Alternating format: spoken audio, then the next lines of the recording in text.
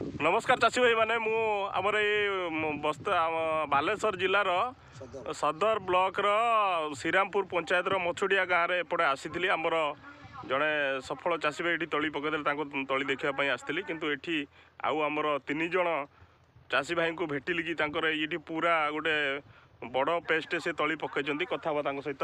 नमस्कार नमस्कार आपन ना कौन कहले? बलराम प्रधान। बलराम प्रधान। अच्छा अच्छा। पीताम्बर बारिक रंजन कुमार जेना। अच्छा भाई माने आपण माने केमती अछंती? अच्छा अच्छा। ये जो तली पकई कौ बिहन करचंती? पुष्कल बिहन करचंती नहीं? पुष्कल बिहन केम जानले? पुष्कल हमें 8 वर्ष करथिले 35 क्विंटल शुक्ला धान काटी जाय। अच्छा।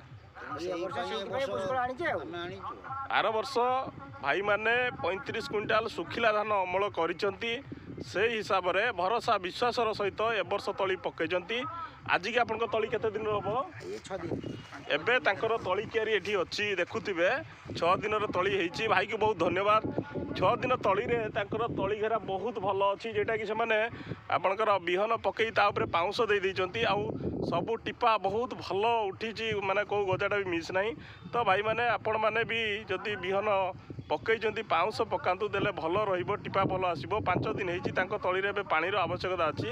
मो भाई मानकु बतेली आपनकर पानी दवा पई। तो चाषी भाई माने आउ जो भाई माने एपर्यंत बिहन किणी नाहांती तो आम नुजुगुड़ी सीड्स रो पुष्कल बिहन आणंतु लागिबाटू काटिया पर्यंत आपण माने मो सहित जोड़ी रुहंतु।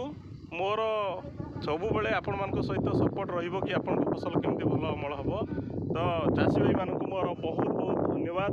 सदा सर्वदा आपण सुख शांति रे रुहंतु। जदि मो पोस्ट टी आपण मानकु भल लागुची ताहले मोर ये छोट पोस्ट को लाइक शेयर कमेंट करंतु। जय किसान।